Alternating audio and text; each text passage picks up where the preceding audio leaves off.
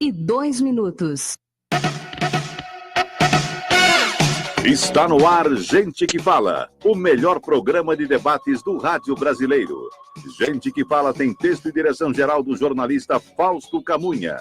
Gente que Fala reúne de segunda a sexta-feira formadores de opinião para discutir as principais notícias do dia. Gente que Fala tem o selo de qualidade ABECOM.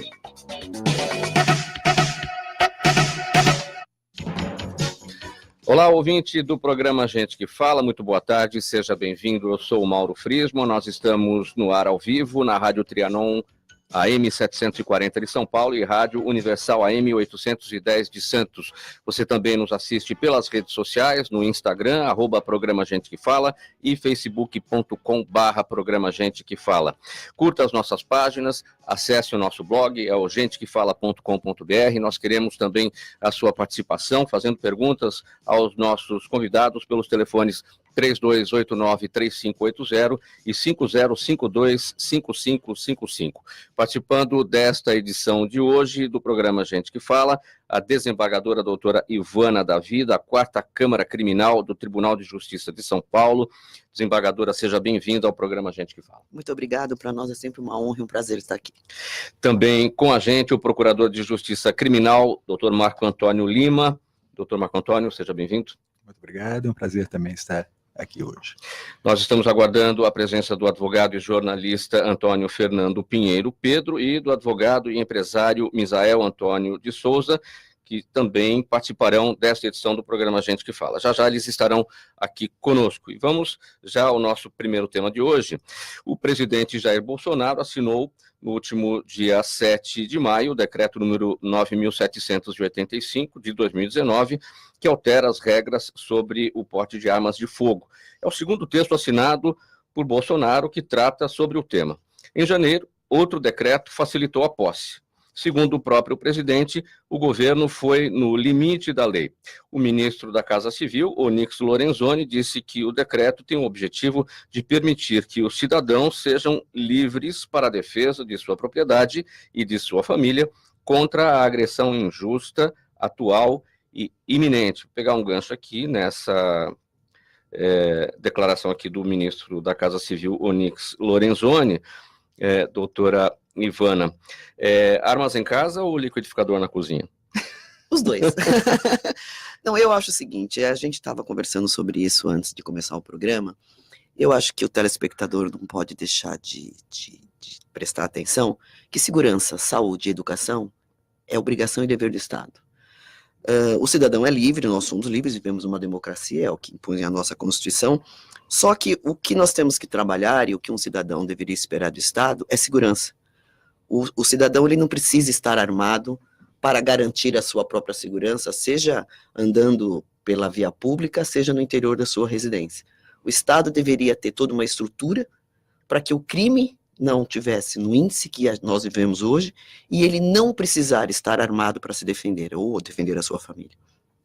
Doutor Marco Antônio, eu vou fazer a mesma pergunta, armas em casa ou liquidificador na cozinha? Claro que eu estou fazendo uma referência aqui a uma declaração lá atrás do ministro Onyx Lorenzoni, que disse que armas em casa são tão perigosas quanto o liquidificador na cozinha. Eu sigo o mesmo raciocínio da doutora Ivana. Em primeiro lugar, o que vejo constantemente aqui no Brasil, está acontecendo com bastante frequência, que as pessoas procuram não interpretar o que leva à criação de uma lei. O crime de adultério, ele foi estabelecido no nosso Código Penal com uma proposta: evitar crime passional. Adiantou? Não, não adiantou, não serviu para esse fim. E de um outro lado, a alteração legislativa se dá por lei e não por decreto. Então já começa o vício, ao meu ver, um vício de origem, porque nós estaremos tendo um decreto trabalhando em cima de lei, e com regras complementares que eu estou, pelo menos, verificando juridicamente, que essas regras complementares estão vindo com a finalidade de burlar, de forma dissimulada, o próprio Estatuto. O próprio Estatuto, ele traz como regra aquele chamado porte restrito, para casa, trabalho ou rua. E nós temos aqueles fins específicos, que é o trânsito da arma, aquele transporte precário. Com regras. A arma deve estar desmuniciada, fora do alcance e com trajeto específico. Como também outra exceção, os colecionadores. O que a lei não pode é, por decreto, como está pretendendo fazer, é conceder o porte de arma. Além disso, o competidor, o colecionador, eles não podem migrar de uma condição específica de um trânsito para o porte de arma. Da ideia que vem a lei, da forma que está sendo apresentada essa lei, não é um princípio ser a favor ou ser contra, mas a questão é a forma pela qual essa lei está vindo para nós. Ela está vindo de forma ilegal, ela está vindo de forma inconstitucional. Independentemente de ficar discutindo antes a origem da lei ou a necessidade da lei com um caráter que me parece um caráter populista, ou seja, olha, está aqui a lei que eu prometi que eu vou apresentar para vocês. Agora, então apresente da forma certa. O senhor considera inconstitucional, tendo em vista que um decreto é um ato administrativo, ele serve para regulamentar uma lei, para dar executoriedade a uma lei, e ele não pode se sobrepor a uma lei. O decreto não pode ir contra aquilo que determina a lei. Ele não pode criar uma figura nova, criar uma figura específica que não esteja no Estatuto de Desarmamento. Aliás, o Estatuto de Desarmamento, se eu não me engano, doutor Ivan, acho que é a terceira alteração, cara, desse Estatuto. Acho que é a terceira alteração que acontece no Estatuto. E também outra coisa que ninguém parou para pensar, doutor Ivana vai concordar isso comigo, com toda certeza, no mesmo momento em que se começa a discutir a questão da arma de fogo, o legislador, ele retirou o emprego de outra arma, que não seja a arma de fogo, no crime de roubo, reduzindo consideravelmente a pena do crime de roubo, dizendo que faca não pode ser tratada como sendo arma de fogo. Então, se eu estou saindo aqui na Avenida Paulista e alguém me assalta com uma faca, se isso não for uma arma de fogo, a pena vai ser menor. O senhor está se referindo a uma mudança que ocorreu na lei no ano passado, que o termo arma se tornou arma de fogo, ou seja, aquele que pratica um crime com uma arma branca, ele tem uma redução da pena. A pena não é majorada, a pena não é aumentada. É um tipo simples. É um tipo simples de roubo. Foi a alteração que ocorreu, se não me engano, no ano passado, né? No ano passado, Sim. E tem mais. Nós estamos hoje no forno com uma lei em relação ao tráfico de drogas, e esta lei também não está sendo dada devida atenção em relação a essa lei que está alterando o crime de drogas, e que está passando absolutamente desapercebida. Sim. Desembargadora Ivana, na sua avaliação, qual que é o entendimento do brasileiro médio em relação a esse tema? O brasileiro está muito preocupado com isso? Eu acho que o assunto é latente, né? Quando se fala de segurança pública, aliás, segurança pública foi quem elegeu a maioria dos governadores, foi a alavanca política dos governadores e do presidente do Brasil. Mas eu acho que a sociedade ela tem que ter atenção para duas questões que são que fazem totalmente a diferença. Uma é posse e outra é porte de arma. Esse decreto, que ao meu sentir, aliás, ao sentir da Constituição, é absolutamente legal, ele extrapola o que a lei determina e, obviamente, já existe movimentação, existe até discussão no Supremo Tribunal Federal, onde a ministra pediu informações, ele extrapola o senso da lei, e ele coloca duas diferenças que as pessoas têm que prestar atenção. Uma é a posse de arma e a outra é o porte de arma. As pessoas estão achando que vão poder comprar 4 armas e sair por aí armados. E a sociedade ela tem que ter a clareza de entender que uma arma não é uma coisa barata. Uma arma, você hoje para comprar uma arma, fazer a licença, fazer o curso que vai precisar para poder, você vai ter que ter capacidade, aptidão psicológica. Você vai gastar no mínimo 7 mil, 8 mil reais. Num país de 13 milhões e 700 mil pessoas desempregadas.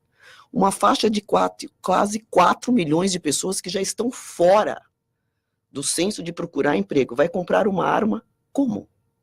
Como? Então, são discussões que são colocadas para a sociedade como se fosse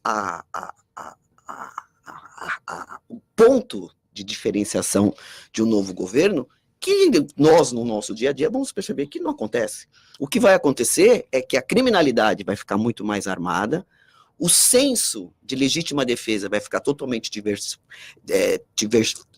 diversificado. Por quê? Porque tem que combinar com os russos.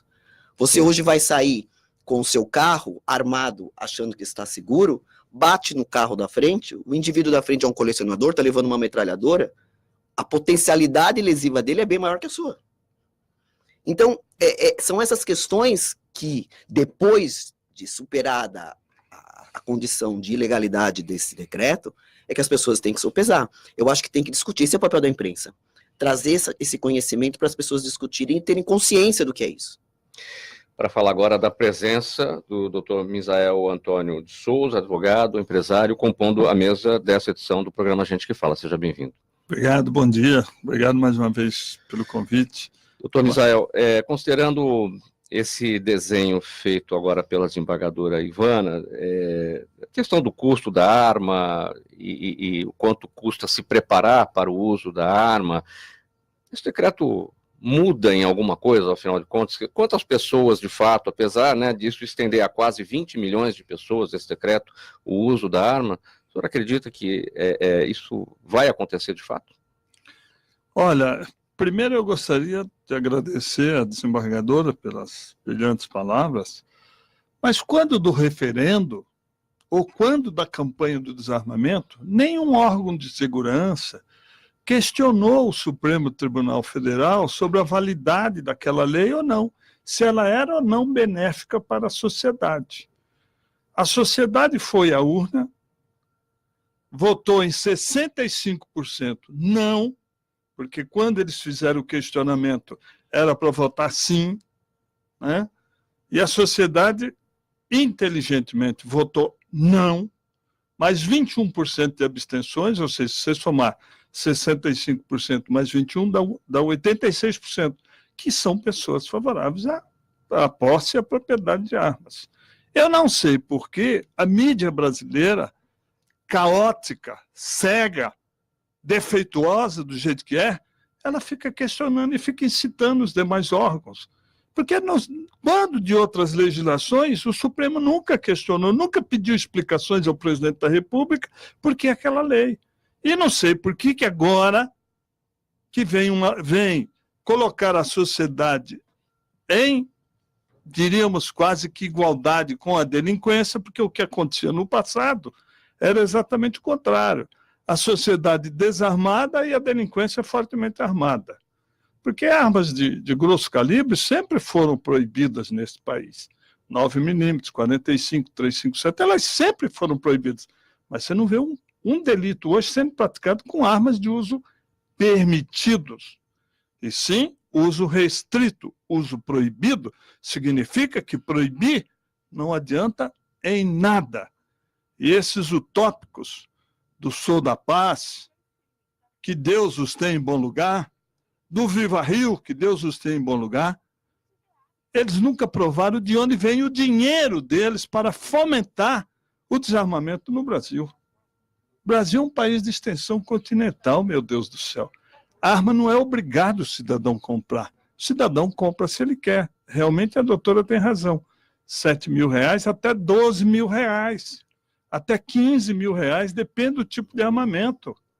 Agora, o que não pode é essa demagogia desenfreada a nível nacional, pelo Congresso Nacional, que, diga-se de passagem, pelo Congresso Nacional, 2% do Congresso Nacional está atemorizando os demais membros do Congresso Nacional. Isso tem uma conotação similar à delinquência.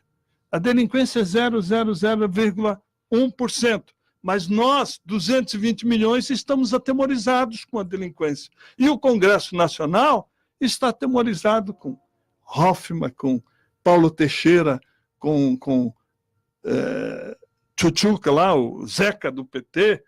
Meu Deus do céu, que ponto nós chegamos? Meia dúzia de deputados que ficam falando aí freneticamente, atemorizando os demais membros do Congresso. Você pode observar que eles sentam na primeira fileira das comissões. Eles não sentam no meio, lá atrás, não. É na primeira fileira. Eles mandam os assessores de madrugada para sentar na primeira fileira. Para quê? Para tumultuar, porque essa gente não quer o bem do Brasil. Essa gente quer a desgraça do Brasil. Porque quebrar o Brasil, eles quebraram. Não precisamos mais deles. Quebrar já está comprovado que eles quebraram o Banco do Brasil. O Banco do Brasil não, o sistema de previdência do Banco do Brasil. Quebraram os Correios, quebraram a Petrobras. E eles ainda estão tentando alguma coisa. Quer dizer, a coisa mais estapafúrdia que existe nesse país. Meu Deus do céu, precisa parar com isso. Vamos sim às ruas dia 26 para a gente apoiar o novo sistema de governo. Não estamos apoiando o presidente, estamos apoiando as ideias do novo governo, porque ninguém aguenta mais as ideias retrógradas do passado. Nós não queremos ser uma Venezuela, e nem vamos ser, porque nosso país é rico, nosso país é ordeiro, nosso país é honesto. Eles são desonestos. Agora, com relação a esse decreto veio normatizar a legislação brasileira de 1934, da era Getúlio Vargas. Uma coisa absurda.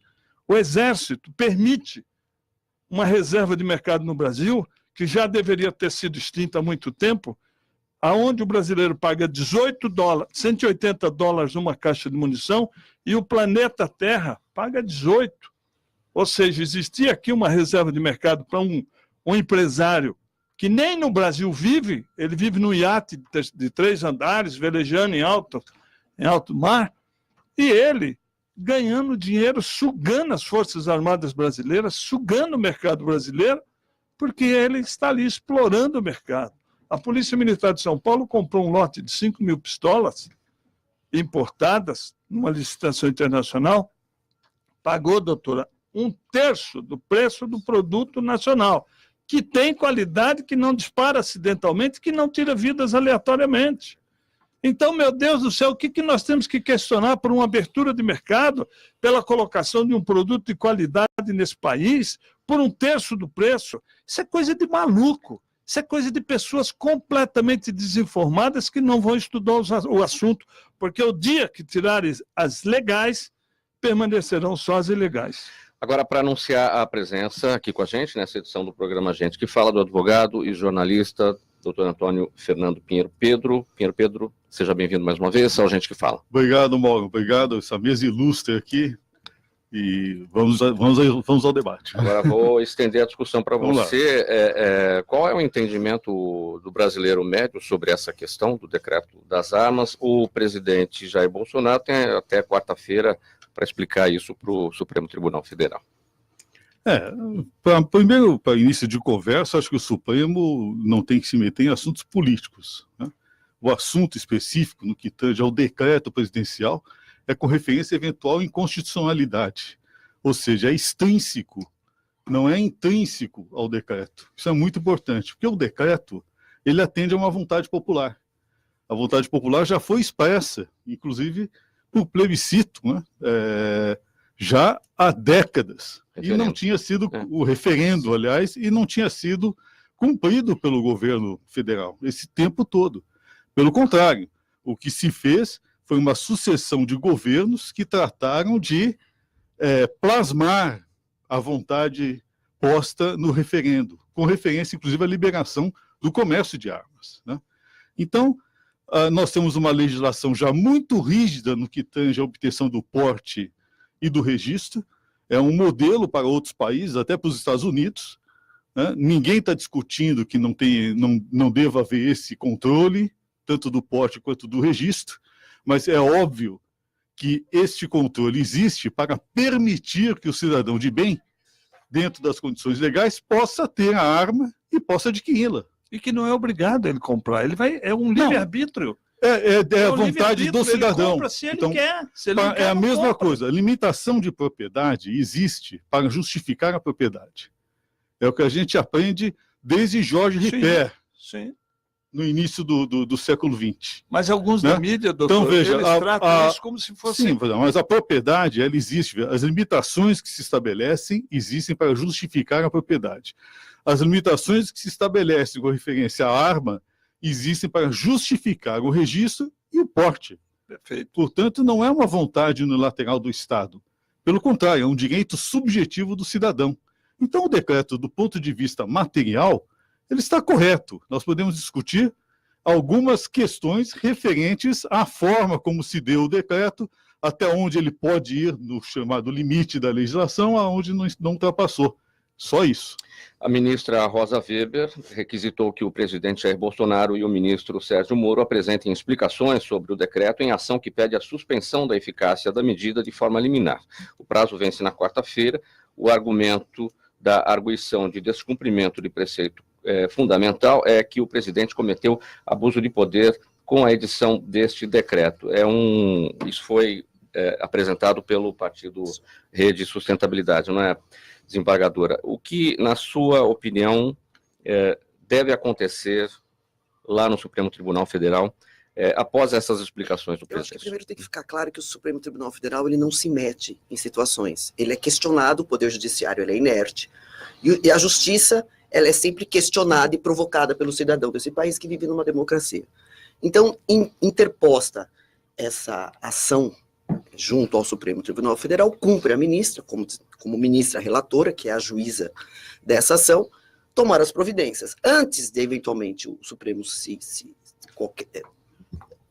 o Supremo tomar qualquer decisão, ele está indagando as pessoas que são responsáveis, o presidente da República, que é quem assina, e o ministro da Justiça e Segurança, que é quem assina, sobre os limites, sobre o que foi levado em consideração quando da relação ou quando da elaboração daquele decreto. O decreto ele está aprisionado, digamos assim, à lei. O decreto, na pirâmide de Kelsen, que é uma estrutura um pouco mais aprofundada para os nossos ouvintes, ele está abaixo da lei. Então, o decreto ele nunca pode superar o que a lei determina. E para mudar a lei, precisa dos 380 deputados e do Senado Federal. Então, isso não dá para mudar.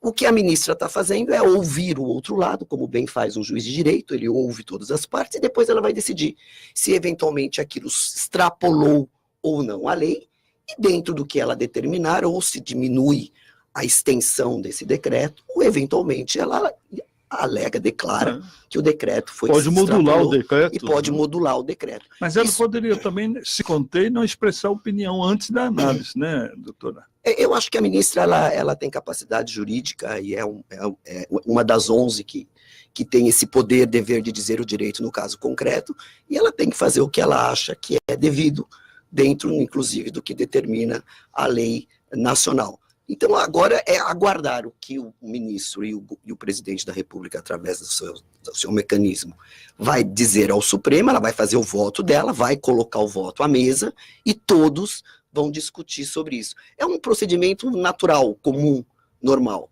E o que a gente percebe, nós que somos neófitos ainda e estudamos direito, é que o decreto ele extrapola, principalmente quando ele amplia dentro da lei quem pode eventualmente ser beneficiado com, por exemplo, o porte de arma. Procurador Marco Antônio, o senhor acha que o presidente Bolsonaro tentou dar um drible no Congresso e caiu no Supremo? Não sei se ele tentou dar um drible, mas o que eu posso assegurar é que a forma foi absolutamente imprópria. Faltou uma linguagem bem simples, faltou uma leitura da Constituição. Esse decreto poderia ter sido apresentado da mesma forma, desde que observasse os limites da lei. Agora, que o decreto não pode fazer, eu vou insistir. O decreto não pode se sobrepor àquilo que determina a lei. Se é...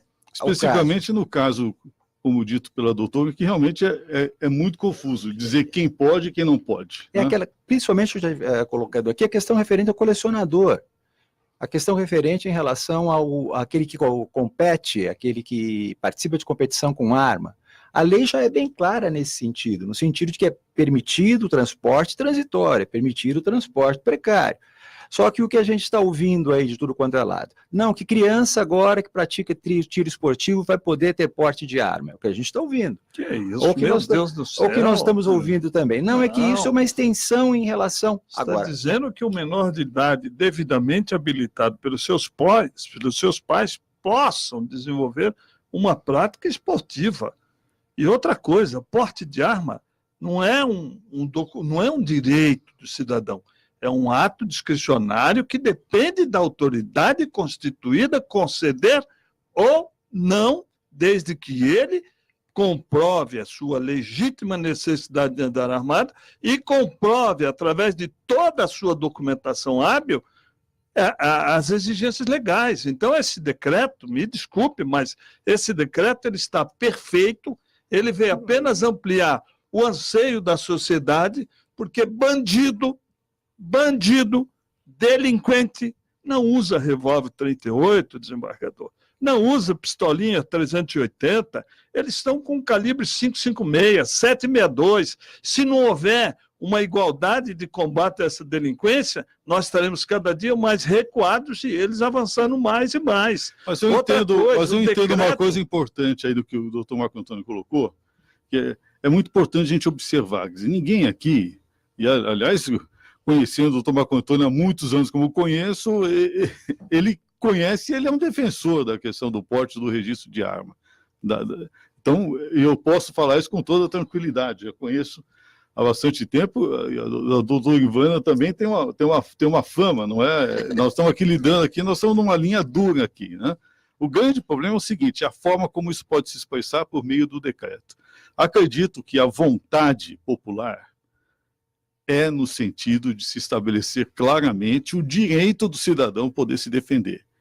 As circunstâncias hoje existentes O senhor me permite só uma parte. justificam o decreto. Isso não está previsto no Código Penal? Não, está previsto em... Já está previsto, então não em todos tem os nem que lugares, se até na discutir Constituição. isso, meu Deus do céu. Veja. Ele não vai se defender com uma arma, ele não vai se defender Não, com um correto, porrete. mas o grande Previsto problema do na legislação decreto, penal, meu o que a gente vê no decreto é o seguinte, é quando você começa a privilegiar determinados setores em função de outros e acabar criando esse tipo de confusão.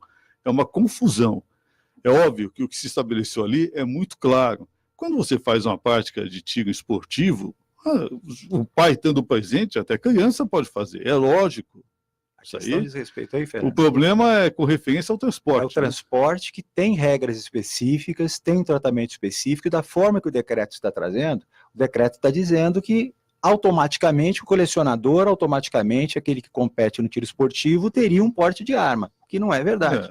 Agora, temos que nos lembrar que todos nós, quando estávamos na infância, né, a gente ganhava espingarda de chumbinho. Todos nós. Outra coisa, eu acho... Na nossa eu, infância, aqui, podemos falar com tranquilidade, na nossa infância, nós tínhamos espingarda de chumbinho, né? E matava passarinho. Olha só que terror, né? Não é verdade? Não é um Mas os tempos são outros. Mas eu me lembro, assim, raríssimos, sempre existem acidentes, raríssimos os casos de criança sair por aí cometendo homicídio, né, por conta dessa portabilidade de uma arma de brinquedo, né, e que era letal, né? Me permita fazer um comentário aqui até de natureza pessoal. Meu avô, durante muitos anos, manteve uma arma em casa, trancada dentro do cofre. Um cofre bem antigo, um cofre até que foi difícil conseguir abrir esse cofre. Quando ele faleceu, nós fomos abrir esse cofre. E nós encontramos dentro desse cofre a arma e uma caixa de projétil. O que nos chamou a atenção foi o seguinte, que a arma era calibre 32 e o projétil era calibre 38. Não servia. Ele ficou durante anos com aquela arma, acreditando que aquela arma teria eventualmente uma utilidade, e jamais ele conseguiu utilizar aquela arma da forma que estava sendo. Nós concordamos, desembargador, em gênero e número, porque o que falta em nosso país, doutora, pela reserva de mercado que ficou apenas para um fabricante, é esclarecimento à população. Eu ministrei cursos no Clube Hebraica de 82 a 2005. Muita gente, após o curso, dizia, Misael, a melhor coisa que eu fiz na minha vida... Ensinou a Débora Renata Surur, minha patrocinei a Débora, patrocinei a Débora as Olimpíadas de 86, em Los Angeles. Olha só. E ela foi uma recordista, é uma exímia atleta. Na faculdade de São Francisco. Uma exímia atleta. Que entrou no stand de tiro, por acaso, procurando um telefone para ver se ligava para a mãe. Entende? E aí ela gostou daquilo e ficou. Porque o tiro esportivo é praticado e desenvolvido no Brasil, no mundo, em larga escala. Agora, aqui, quem é que vai praticar tiro com uma caixa de munição a R$550? Vou pegar aqui o causo contado aqui pelo procurador. Seu avô, é isso? Seu tio? Meu avô. Seu avô. Ali é um típico caso de posse de arma, ou seja, a arma estava dentro do cofre, com os projéteis incompatíveis com a própria arma. Eu fico imaginando o que ele pensaria em fazer se tivesse uma situação de emergência. Como é que ele ia abrir o cofre e ia tentar municiar com um projétil que não caberia naquela arma? Então, vamos para essa situação de emergência, a situação prática. Aí o avô dele pega a arma, digamos que os projéteis estivessem de acordo ali. Sim. Tocou a campainha, ele olha lá, é um suspeito. O tambor da arma não ia aceitar o calibre que ele tinha. Então, mas já começa aí. Tocou a campainha, ele ficou meio desconfiado, não sei o que, alguém esquisito passou ali na rua, ele pega a arma, coloca na cintura e vai atender a campainha ali. Mas não abre o portão, fica ali.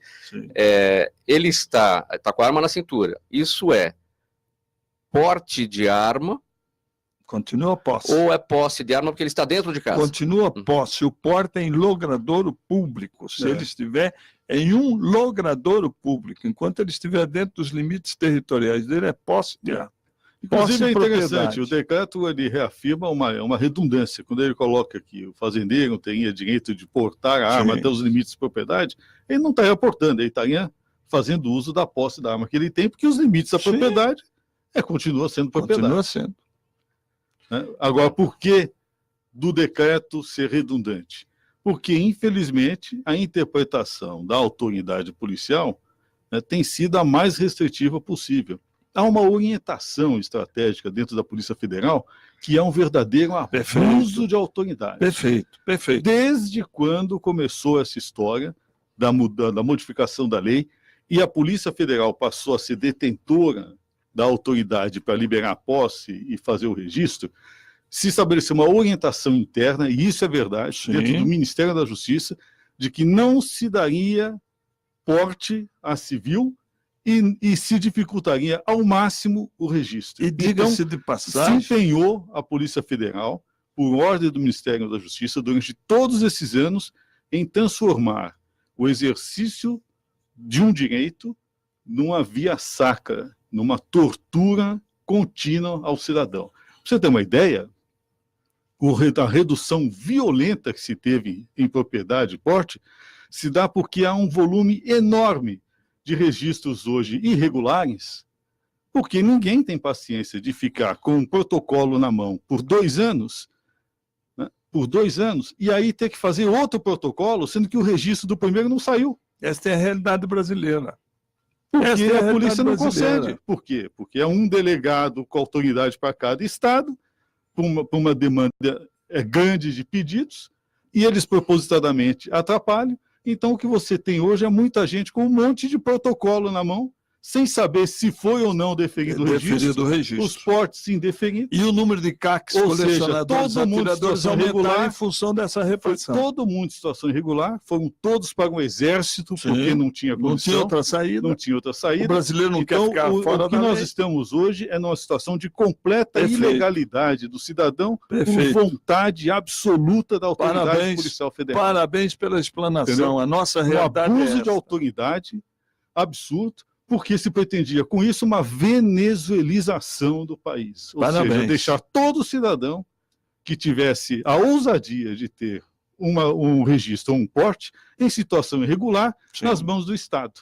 Por exemplo, o caso do avô do Dr. Marco Antônio Lima. Se, de repente, algum policial idiota resolvesse Ele estava preso em né, flagrante delito. usar de algum pretexto para poder invadir a casa dele Estava numa preso, busca e estaria apreensão, preso em flagrante delito. 2 vezes, Sim, por porte de munição e da arma, da porque arma. afinal sim. não teria nada a ver Ele um com tinha o outro. autorização, e tinha aquelas autorizações sendo aquele pedaço de papel com a fotografia do lado, Sim. tinha aquele papel verde. Verde, Pois é, do autorizava a Estado, manutenção dentro de porque o casa. Estado teria a condição de limitar. Primeira coisa, que por deve que voltar para o Estado centralizar essa na atribuição. autoridade federal? Não tem nenhuma justificativa. Não, A melhor autoridade para avaliar isso é o delegado de polícia, da cidade, da do bairro. cidade, do bairro. Da- Ele é que poderia Ele estar é que tem avalizando. que avaliar isso. Ah, mas isso vai abrir. Claro, mas qual é o Estado que tem medo da autoridade policial emitir um porte e um registro de arma? Outra coisa, quantas superintendências Então, da quer dizer, Polícia nós Federal começamos temos e quantas desconfiando delegacias de polícia? Com uma lei que desconfia de si mesmo. Desembargador, a informação que nós temos no Congresso Nacional, a bancada da Bíblia se divide. São 195 deputados e 8 senadores que formam essa bancada. Enfim, parte aprova o decreto, parte quer ver revogado. Enfim, na sua avaliação, se essa decisão tivesse que ser tomada pelo Congresso Nacional, qual a expectativa? Eu só preciso fazer um adendo que, em que pese o delegado de Polícia Federal ter essa atribuição constitucional, os mandados de segurança que são impetrados contra decisões dos delegados de polícia que negam o porte, via de regra, em 99% são mantidos pela Justiça. Então, a decisão não é de um delegadozinho, é de um delegado com poder constituído, um delegado de polícia judiciária que tem competência e atribuição constitucional para fazer isso. E quero defender mais uma vez a Polícia Federal, que faz um grande trabalho nesse país. A atribuição é uma atribuição constitucional. Gostem ou não, vai ter que mudar a O Constituição pra trabalho isso. da Polícia Federal Então, é fantástico, esse é o doutora. trabalho da O Polícia problema é Federal que e eles eu não vou têm morrer material humano para atender a defendendo isso. demanda. Então não dá para mudar isso, por mero gosto de quem quer ou não ter arma. Não, mas o Existem porte de requisitos arma legais mas e- não está na Constituição, né? No caso do porte de arma, Existe lei. foi E o concedida decreto, a ele lei. mantém essa decisão. É. O delegado federal vai Não, nem continuar. poderia mudar, né? O Sinarme vai continuar, porque É. isso está na lei.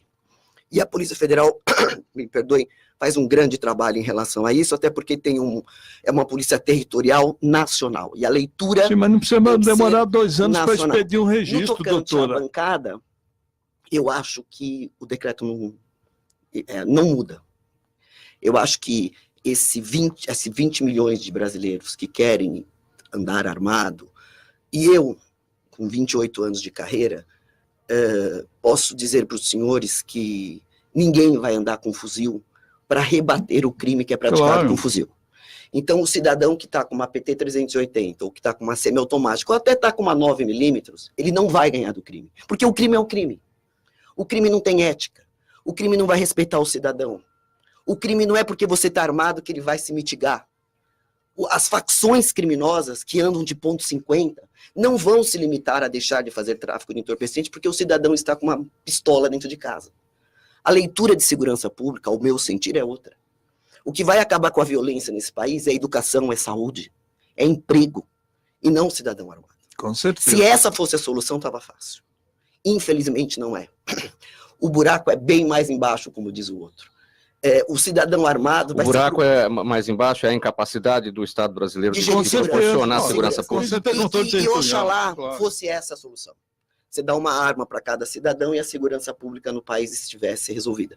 O Brasil é de dimensão continental. Tem 42 milhões de quilômetros. A nossa fronteira seca tem 17 milhões de quilômetros. É daqui no Japão.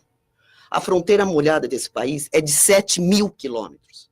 Vai entrar arma como quiser, do jeito que quiser. Infelizmente, vender a ideia de que segurança está em 20 mil pessoas estar armado, ao meu sentir, é induzir a sociedade em erro. O que essa sociedade precisa entender é que educação, saúde e segurança é dever do Estado. E é isso que nós temos que exigir do Estado. E não mais arma.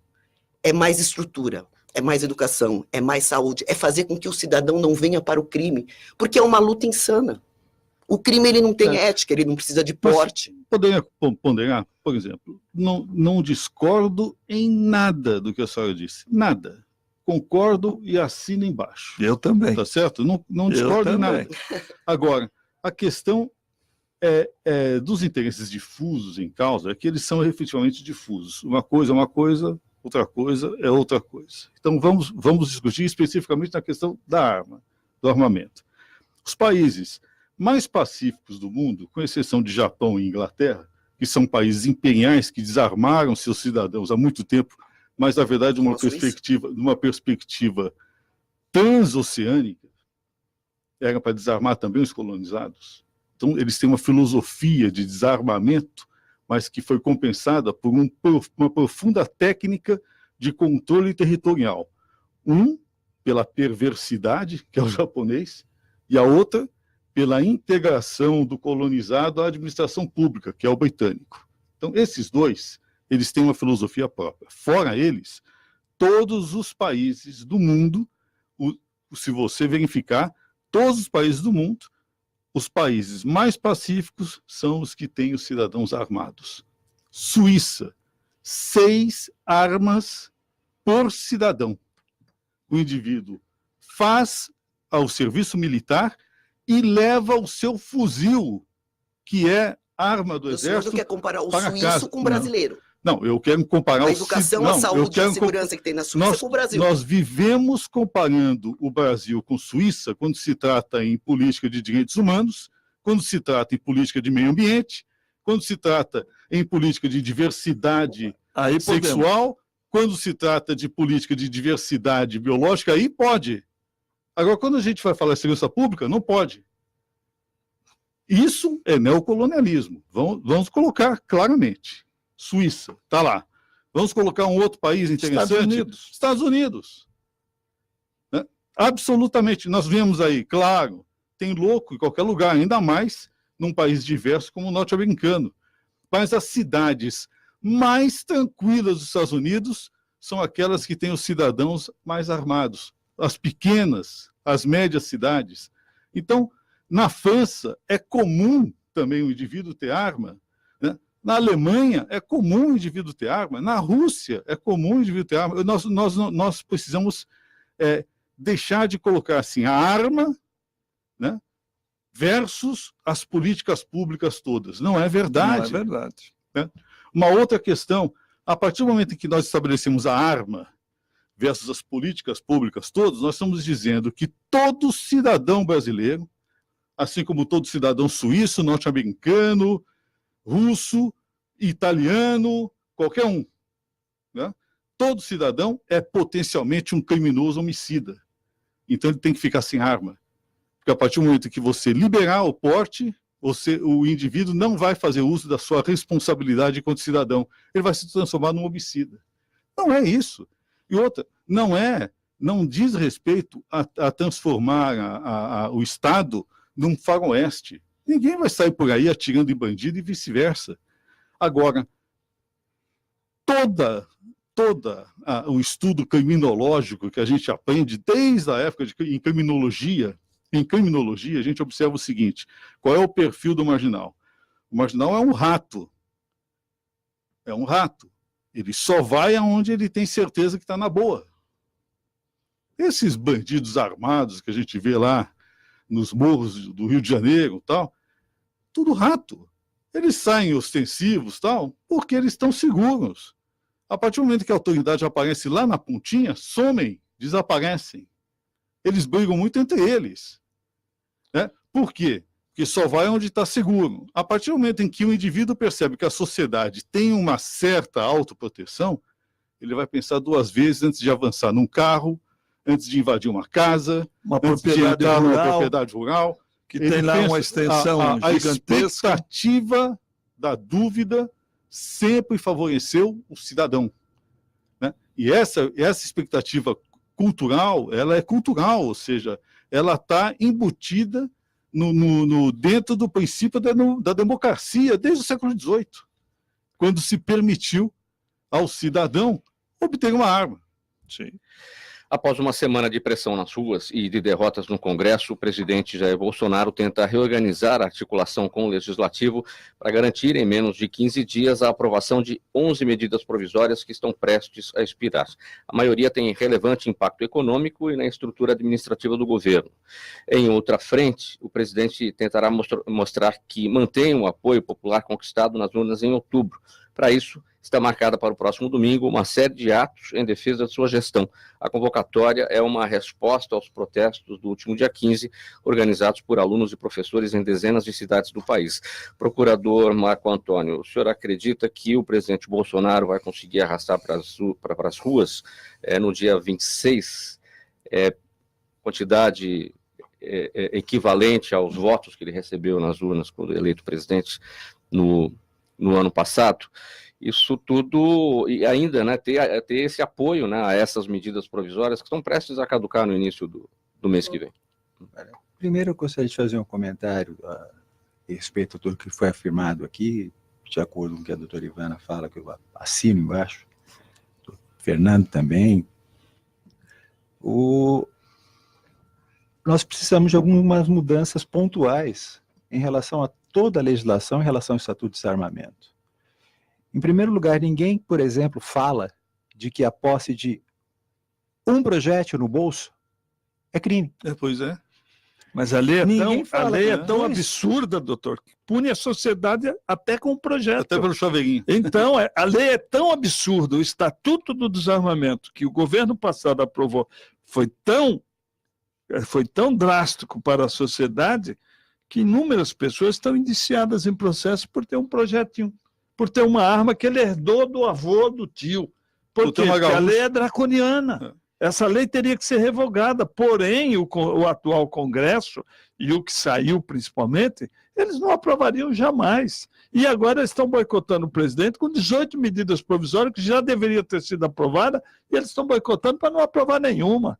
Então, a situação do Brasil é séria, exatamente por essas pessoas que não querem o bem do Brasil.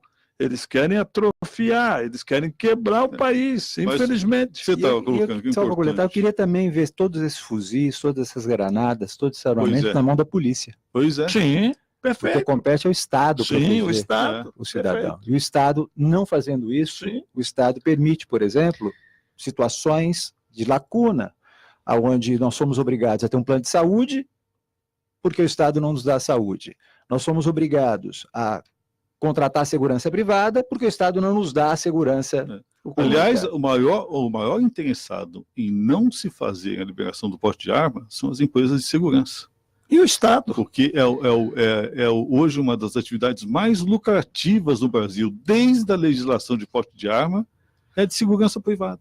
Desembargador Ivana, o que é que se avizinha por aí, no início do mês? Se essas medidas provisórias caducarem, é a governabilidade em jogo, né?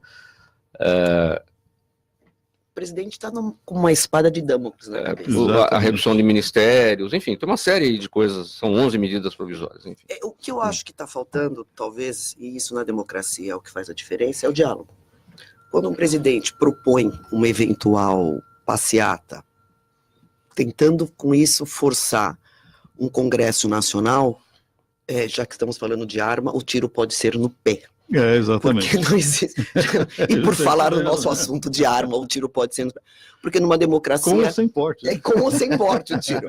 E a gente não pode perder nunca o bom humor. Porque não existe outra forma de governar. O executivo só executa. Quem vai dizer o que vai fazer, o que o executivo vai fazer, é o legislativo. Então, a saída, ao meu sentir, e a sentir de cidadã que sou e apaixonada, e querer um país melhor, e segurança para todos, e um mundo melhor, tenho uma filha adolescente, é o diálogo.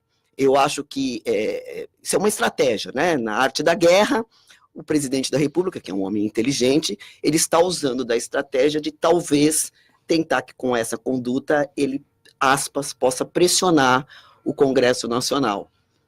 O que se falou nas urnas em outubro, talvez não se repita Então, agora. por isso que eu fiz aquela pergunta.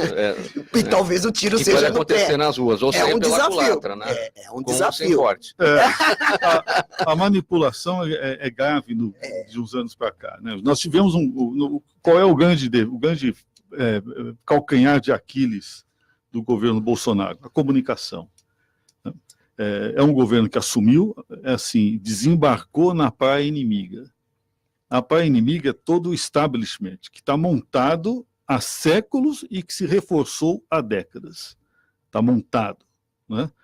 E ele está portando metralhadoras .50, sem autorização de porte. Está tudo lá. Nem pode. Né?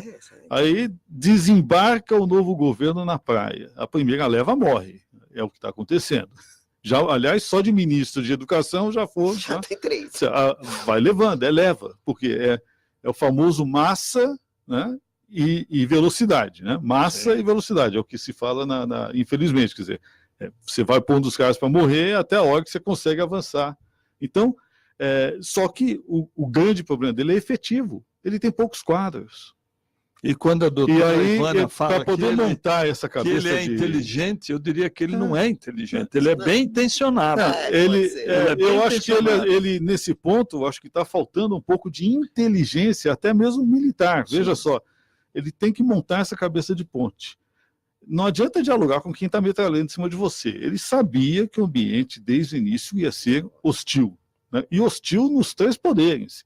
Dentro do executivo, porque ele tem uma massa do funcionalismo público ali absolutamente encastelada, que ele vai precisar desmontar, e está desmontando. É complicado. Ele tem um judiciário hostil, e o judiciário hostil não é o poder judiciário, não é a desembargadora, é a cúpula que não tem nenhuma identidade com o poder judiciário brasileiro hoje. Infelizmente, essa cúpula que está em Brasília não tem identidade com o judiciário brasileiro. Nenhuma. A gente fala o poder judiciário, vírgula. O que nós temos é, infelizmente, tribunais superiores aparelhados por essa leva populista de esquerda que nós tivemos aí nos últimos anos. Você concorda, Fernando, que seria o momento do presidente negociar? Tinha que negociar. E não da forma que talvez ele tenha colocado, ele colocou. Você tem que bater. Conchavo, não é você conchavo, tem que bater, é questão de negociação. Tem Mas que bater o senhor não acha que tá se ele negociar, a opinião pública vai vai contra ele? Pois é, mas eu acho que não. Eu acho que ali faltou o negociador. Qual é o grande problema? Não é o presidente só, é o ministério. O grande problema é o seguinte: um ministério, ele precisa ter uma casa civil que saia do gabinete. Sim. Infelizmente, nós temos hoje uma casa civil que não saiu do gabinete. Não está indo lá. O ministro Lorenzoni não está indo. Uma secretaria de governo encastelada, aquartelada, literalmente, porque é um militar. Está faltando negociador civil para convencer e tal. Né? E outra, expor, uma comunicação exporia o Congresso. Não está se expondo. Então, a minha preocupação é o seguinte: essa manifestação do dia 26 não foi convocada por ele, mas é patente que ele está avalizando, porque ele está transmitindo as convocações, mas não foi convocada por ele. Outra, a base dele está dividida. Nós temos até a deputada Janaína Pascoal, que é a mais votada do Brasil, que está lá contra. Né? O próprio Eduardo Bolsonaro, filho dele, que é o deputado mais votado da história do país, também não se pronunciou ainda. Então, nós não sabemos, está havendo uma certa dissensão interna, até mesmo em relação a essa manifestação do dia 26. Eu tenho preocupações. Será que o presidente não está querendo subverter a ordem no sentido seguinte? Ele chegou onde chegou pelas redes sociais. Olha, eu tinha 8 segundos, 7 segundos de televisão e não tinha condição de chegar desse jeito. Cheguei pelas redes sociais. Quero governar pelas redes sociais. Quero enfrentar o que está aí. Não quero negociar. Não quero fazer da forma como era feita. E isso não vai dar certo. É uma linha, mas mesmo assim, o que nós estamos vendo é o seguinte: é uma reação do Congresso Nacional à ação do governo. Isso sim. Nós estamos com o Congresso Nacional reativo, que infelizmente tem 2 presidências absolutamente tíbias, entendeu? Buzilantes. Né? Então, 2 presidentes lamentáveis. Né, para a história do legislativo brasileiro, e um presidente lamentável para a história do judiciário brasileiro. Nós temos uma falta de liderança absoluta nesses poderes. E isso, obviamente, está atrapalhando também o diálogo. Não é só o governo que está desaparelhado, entendeu? São os outros poderes também. Olha, gente, o tempo do programa acabando, 30 segundos para a conclusão de cada um. Pinheiro Pedro. Acho que o decreto precisa ser modulado. Concordo com as pontuações dadas pelo doutor Marco Antônio e pela desembargadora Ivana. Concordo nesse ponto. Precisa ser modulado. Mas, de maneira alguma, ele tem que ser revogado judicialmente. Entendeu? Suspenso. Ele tem sua validade porque ele expressa uma vontade popular. Desembargadora. O caminho, eu acho também que é esse. Provavelmente será esse o caminho encontrado. Modular, adequar o decreto ao que determina a lei. Se a lei ela é rasa, se ela é insuficiente ou se ela está ultrapassada, aí vamos trabalhar para mudar a lei. Vivemos numa democracia e respeitar a lei é sine qua non para um país poder crescer como o nosso, que é um país, volto a dizer, continental, e com um povo brasileiro que acredita num mundo melhor. Doutor Misael, sua palavra final? O decreto, na minha opinião, está perfeito. Pequenos ajustes, mas ele é perfeito. A lei é que é inadequada, que é o Estatuto do Desarmamento, que é a Lei 10.826, que é uma lei draconiana para a sociedade. Então, se muda a lei, que é draconiana, que é 10.826, o decreto é perfeito, entendeu? Agora, nós temos que acreditar e nós temos que apoiar o governo, porque o que ainda sobrou dentro do Congresso, dentro do Supremo, é uma coisa devastadora. E nós estamos sofrendo e vamos sofrer muito com isso. Procurador Marco Antônio. Eu acho que está faltando uma única coisa em relação a tudo que nós estamos discutindo aqui, já discutiu em relação a legislações anteriores. Precisa voltar a ler a Constituição Federal. Parece que tudo que está sendo feito hoje está sendo feito sem uma leitura da Constituição Federal. E não há como se legislar, como se pretende, sem respeitar hierarquia de lei e sem se respeitar a Constituição Federal. Acho que está faltando que temos, né? Tudo. Se a Constituição está errada, vamos formar uma Assembleia Constituinte originária, vamos proceder a emendas constitucionais, mas o que a gente não pode fazer é legislar de forma inconstitucional, porque o Supremo vai derrubar aquilo que está constitucional e com a legitimidade também conferida por nós. Termina aqui essa edição do programa Gente que Fala de hoje. O agradecimento ao advogado, jornalista Antônio Fernando Pinheiro Pedro, a desembargadora doutora Ivana Davi, o procurador de Justiça Criminal doutor Marco Antônio Lima, o advogado e empresário Misael Antônio de Souza.